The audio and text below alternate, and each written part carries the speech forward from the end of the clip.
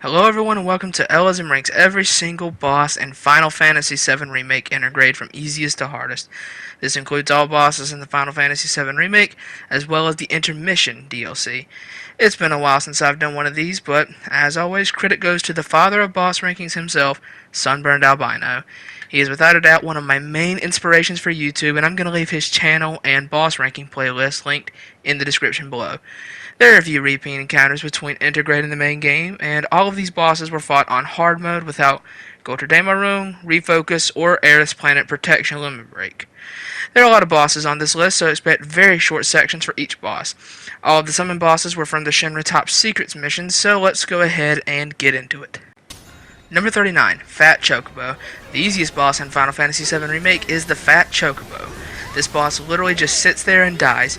Sure, when he hits you he can do decent damage, but if you can't find time with 3 characters to heal in between his 4 attacks per fight, then you deserve to lose. Number 38, Marlboro. This Marlboro is a disgrace to all other Marlboros. Nothing he does really matters. The AI will easily dodge Bad Breath, Acid is just such a non-issue, and his melee is basically pointless when he has no other defense. This guy literally could not kill you if he tried. Number 37, Guard Scorpion. Every boss from here on can actually kill you. You can mitigate a lot of problems on this fight by parrying Elemental and Lightning on either Cloud or Barrett's armor, but the Tail Laser can honestly still end your run if you're not paying attention. Number 36, Crab Warden. The Crab Warden has a pretty wide variety of attacks, but none of them are particularly devastating, as long as you're on your toes. If anyone has Elemental and Fire on their armor, they will be completely invincible against the Crab Warden. Number 35, Apps 1. Apps can be really troublesome if you don't know one thing on him: how to escape Pounce. A well-timed parry with anyone in the party can get away from Pounce. But if you don't know that, you're in for a rough time of eating 5,000 damage each time he decides to do it. But other than that, he's not much of a threat. Number 34, Roche. If Roche actually used his dangerous attacks more often, he'd be a problem. But instead he opts to spam the "in the blink of an eye" attack. Blocking Roche's melee attacks at the last second will pressure him and leave him open to stagger. After that, it's just cake. Number 33, Gigantipede. The first Intergrade boss on this list, the Gigantipede seems intimidating, but he is the exact opposite of threatening. The main devastating moment is supposed to be when he shoots out the drones and you're supposed to destroy them. But I found you don't need to do that at all. Just dodge all the missiles and attack with ninjutsu between the waves. That's all you have to do. Number 32, Swordipede. This is another one of them that looks a lot more intimidating than it actually is. Being in front of his face will make you take a ton of damage from the saw, but everything else is either easily avoidable or doesn't do enough damage to really be threatening. The only annoying thing is accidentally hitting his body once in a while, or when he spins around the stage and Aerith gets absolutely destroyed by it because she just can't catch on. Number 31, Ghoul. The Ghoul's main thing is his constant switching between being able to be damaged by magical or physical attacks. But what makes this fight so easy is that you have Aerith with you. If Aerith wasn't there, this would actually be a pretty big challenge. Being able to switch what you're vulnerable to doesn't matter when your team covers all bases perfectly. Number 30, Genova Dreamweaver. A literal damage sponge. Some of her attacks like Vengeance do a ton of damage, but you have 3 people that can heal, plus Red 13 heals allies with low HP too. There's just no reason you should ever lose to this fight, unless Dreams of Vengeance somehow wipes out the entire party before Red 13 can heal someone.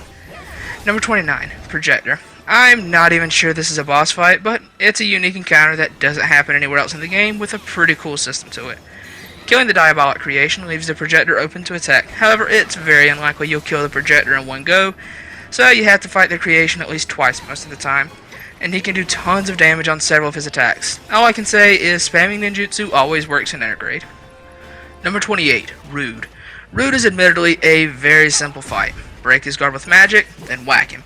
However, his insistence on keeping Aerith out of the fight can actually make him a bit troublesome. Him constantly grabbing Cloud and knocking Aerith out can whittle you down eventually. Him throwing Cloud into Aerith, him knocking Aerith out so she can't heal Cloud, and then Cloud just being constantly in the air really makes it to where your health drops much quicker than you would think. Number 27, Bike Roche. Maybe I'm just really bad at the bike combat, but I find this fight to be a huge pain. Namely the one attack where he launches the one air blast at you. It's very easy to die to this attack several times. The one where he sends several waves can clip you too, but it's significantly easier than just one. Nothing else that is really much of an issue, just that one attack. Number 26, Crimson Mare. This fight isn't at the bottom of the list for one reason alone: Mako Cannons. The Mako Cannons can do so much damage to you so fast that it can end you almost instantly. But the normal arms and the shield and sword aren't really that threatening, but those Mako Cannons are incredibly dangerous. Break those as soon as you possibly can. Number 25, Reno. If you don't pair Lightning and Elemental on Cloud's armor, then this fight is going to give you a pretty hard time. Namely when he throws those mines out. Reno can do a lot of damage very fast if you don't have the right elemental combination. Everything Reno has is dangerous in that situation, but he does still leave time to heal. Number 24, Apps 2. This fight is only really harder than the first because Blackwater Blast is able to hit the whole screen now. But what makes it partially easier than the first is you can farm the little ones for limit breaks. And then once you get his health down low enough to the last cutscene, you can just unload on him with all the limit breaks and one-shot him immediately. Number 23, Motorball. Maybe this is more me being bad at the bike combat, but I find Motorball to be actually challenging. His pea shooters can rack up some pretty crazy damage over time. If you're too close when he does the flamethrower, he can knock off like half of your health, and getting hit by the Mako Cannons is basically a guaranteed one-shot. But all of this is relatively easy to avoid. What you need to be worried about is when he rides off and starts shooting the electric mines and the big orange balls too. That's where he will finish you off insanely quickly. Number 22, Eligor. If this boss didn't put Reflect on you, this fight would be literally nothing. He would be at the bottom of this list. But not being able to quickly heal can be a big problem, and only having a few second window to hit him with the arrow spell leads to some frustration too. However, this fight is pretty great for learning that you can't just spam at a weakness. You need to wait for the right moment. Number 21, Brain Pod. If Red 13 wasn't here, this fight would be brutally difficult, but Red doing Stardust Ray to knock off half of their HP is one of the only things that keeps you in the game. Clyde and Barrett, alone with these numbers, would be a death sentence. Red 13 is so much more useful than Sonon, it hurts. Number 20, Deep Ground Behemoth. I used to think this was a difficult fight. As time has gone on, I can definitely see it's a lot easier than I thought. Guarding all of his attacks is easy, and once you cripple one body part, the other one goes down very quickly. That being said, when he goes into rage mode, he can still rack up damage insanely fast. A simple, but very dangerous fight. Number 19, Failed Experiment. This boss is only this high because of how hard he hits. His attacks are easy enough to either avoid with Tifa or tank with Barrett, but if he gets a raw hit on you, you're going to lose all of your health very fast. When he leaps up and slams down, he does thousands of damage even on block. A direct hit is absolutely devastating, but thankfully he does leave plenty of time to heal. Number 18, Valkyrie Drone. The most damaging phase of this boss is trying to slip past those bullets before the fight. Starting the fight with Clyde at half health is just completely unfair. The Valkyrie Drone can definitely seem like one of the hardest fights in the game sometimes, but it can also seem like one of the easiest in the games at other times. The main thing you need to worry about is if he puts sleep on someone then does Fire Wheel. He can knock off a lot of health like that. Other than that, just get underneath him when the laser comes down and you'll get some free hits on him like that. Number 17, Reno and Rude. What makes this fight harder is Reno's new attacks. Pyramid traps your allies, and he has Flash Foot as well as the triple EM shot to stun them. Reno and Rude can do a team attack to get some damage on the whole party too. Reno and Rude are difficult separately, but together it makes them very difficult to approach. Not a whole lot to go over here. Just two boss fights at the same time. Number 16, Airbuster. One conjoined word to explain this placement: Tank Buster. When he is flying around and he starts doing Tank Buster and strafing it across the whole field, he can hit all three party members for thousands of damage at once. That plus him laying it on thick with all of his other attacks means you're in for a very tough time. Although he has a lot of multi-hitting attacks that can build limit gauges insanely quickly. At a certain point, you're kinda good to just drop all your limits on him and demolish his remaining health bar. Number 15, Rufus and Darkstar. Phase 1 and 2 of this fight is one of the most difficult things in this game. Dealing with both Rufus and Darkstar is a problem and a half. Rufus and Darkstar attacking in just the right way to make it hard to both block and avoid them. It can lead to a lot of frustration. However, as soon as you take out Darkstar, the fight becomes cake and you can just counterstance Rufus to death. Number 14, Specimen H0512. This fight is only here because of the poison. You're going to be poisoned for the entirety of this fight. Regen is going to be your best friend to get that off of you though. Rate can hurt a bit, but it's only really that dangerous when you put it with the poison. The poison damage is going to be what has a good chance to wipe you out here, depending on how fast you can build up the ATB necessary to get it off of you. Number 13, the Pride and Joy prototype. Now I know it's a little early to write this guy off, but hear me out. The way you're supposed to build for the Shinra Top Secrets mission makes this guy absolutely nothing. Your build should absorb Ifrit's fire damage, and it's gonna make this fight an absolute wash. The Pride and Joy still has its beam cannon and melee attacks that can do a ton of damage, but absorbing fire damage really lets you get close and absolutely demolish his health bar. That being said, he's still a secret boss with secret boss level damage. Number 12, Shiva. Now Shiva can be one of the easiest bosses on this list if you build to absorb ice damage. But in Shinra Top Secrets, you need to build to absorb fire, which makes Shiva an actual boss fight. The Shiva fight can go one of two ways. Either you get an upper hand early in the fight and absolutely dominate her before you can get the Frost Familiars out, summoning Ifrit to help. Or she can get them out first and make the fight a living hell. If she gets the Familiars out first, then you're in for one hell of a fight. And I would even say maybe a restart would be in order. Number 11, Rama. What makes this summon trickier than all the other elemental summons is the lack of a way to grind up the elemental materia in intermission. Having to just stick with being able to have the lightning damage definitely makes this fight a bit tougher, although a lot of what he does is pretty avoidable. He can still kill you because, like all summons except poor Fat Chocobo, he has that guaranteed unblockable ultimate attack which can wipe you out if you're not ready. But live through that, stagger him, and then just limit sync for the kill. Number 10, Leviathan. Another summon, but it's different than the rest.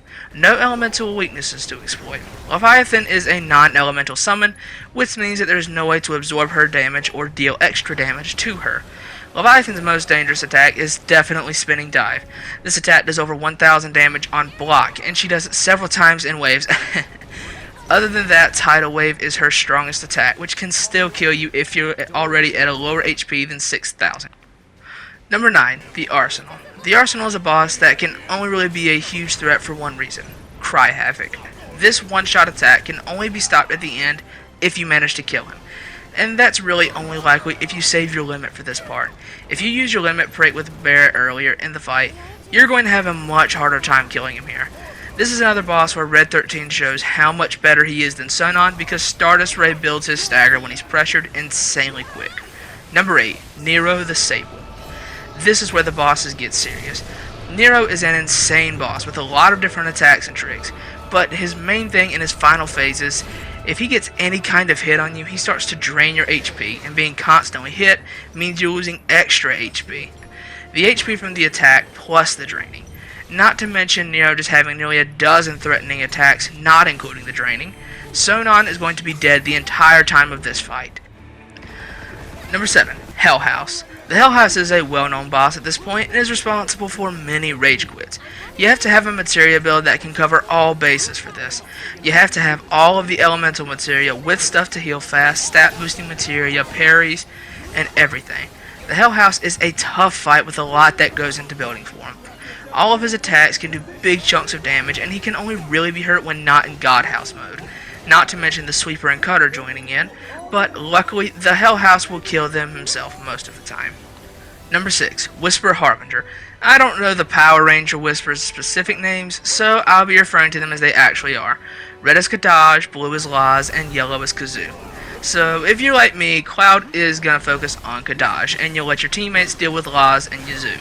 Kadaj is built to be beaten as Cloud. You can Punisher mode him and counterstance him back to back on several of his attacks to take off a ton of his health. Tifa is meant to fight Laz. Both are up-close fighters, and Tifa is nimble enough to get away from him almost at all times. Yazoo is built to be beaten by Barret or Aerith, seeing as both are ranged fighters. The Whisper Harbinger has few attacks it'll occasionally throw out too. A fire attack, a thunder attack, and maybe another one. But none of those really matter that much. In the final phase of the fight, Laz, Kadaj, and Yazoo will fuse into Bahamut. Whisper Bahamut is nearly as dangerous as the normal Bahamut. Umbral Strikes is still super dangerous. Mega Flare is still a big threat, despite not being able to one-shot. But after taking them down, it's back to the original 3. The main reason this is so high is because there's so much to this fight with an extra layer of difficulty with Bahamut being there, and it can just outlast you. Number 5, Bahamut. Bahamut is easily the most intimidating fight in this game, with his high attack power, crazy health pool, and one shot. It's all very intimidating. So the main trick with this fight is when Bahamut goes for a countdown, make sure Aerith is in an arcane ward and go for a tier 3 spell of some kind. Have Cloud and Barret on standby attacking normally to get him out of the countdown and be ready to build some stagger with focused attacks. If you don't stagger him by the time he does do Mega Flare, make sure to cast Mana Wall with Magnify before he can one-shot the team. And when he summons Ifrit, just have someone summon Shiva to counter. The fight is very hard, but also very formulaic. Number 4, Bahamut Intermission. Hey, this feels familiar. So for this, when he goes for the countdown, you synchronize Art of War to knock him out of it. Then hammer square until they start bouncing up and down synchronized to get some serious stagger on him. If you can't stop his Mega Flare, just make sure to have the weapons with Reprieve on them, and make sure to have ATB to pray and get some health back. When he summons Ifrit, just summon Rama. The only thing that makes this one harder than the main game's Bahamut is the lack of options to approach him. You have so few here in Intergrade. Number 3, Pride and Joy MK05. This fight. My God. Fighting this guy head on is a complete death sentence. He is next level hard compared to the original Pride and Joy. All 3 of these top spots are masterpieces of difficulty for this combat system. This guy's version of Beam Cannon is only really avoidable if you're right behind him, and that's how you have to play it. This whole fight you need to be right behind him, that is your only real chance. Taking this guy head on is just a pure death sentence. Not a lot new to this fight other than he's much more aggressive, much more powerful, much tankier, and much better. Number 2, Sephiroth. A true final boss in every sense of the word. This Sephiroth fight is the most intense, most difficult, and most epic final boss I've ever fought in any video game. His damage is high, his defense is high, his health is high, and the learning curve to him is even higher. Phase 1 is simple enough. Dodge a yelling onslaught, counter Telluric Fury, then attack. Stop when he does Scintilla, and dodge the magic. Phase 2 comes around and it's about the same except for Boundless Void, an easily dodgeable attack. Then we get to Phase 3. You have to build like it's the Hell House for this phase. You have to make sure everyone can hit every elemental weakness to stop him before he can get to his elemental infusion stage and become nearly unbeatable. Your biggest threat here is Octaslash. Octaslash is just over 5,000 damage that you have to eat and hope you survive. Then after all of that, we get to the end. If you haven't used your limit breaks at this point, this is your golden opportunity. But if you have, you're in for a very hard time. Sephiroth in this phase uses Shadow Flare, an attack that hits almost the whole screen, doing thousands of damage each time. He can trap a random party member with a feather attack, and then we get to his most deadly attack, Heartless Angel. This attack brings you down to 1 HP no matter what. If you get quit by it, you're at 1 HP. And if you don't have the ATB on standby, here it may end your run.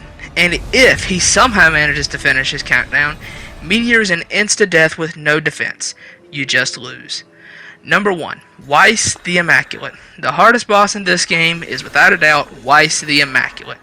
There is so much to this fight. So phase 1 with the dual gun blades should be fought with Cloud always.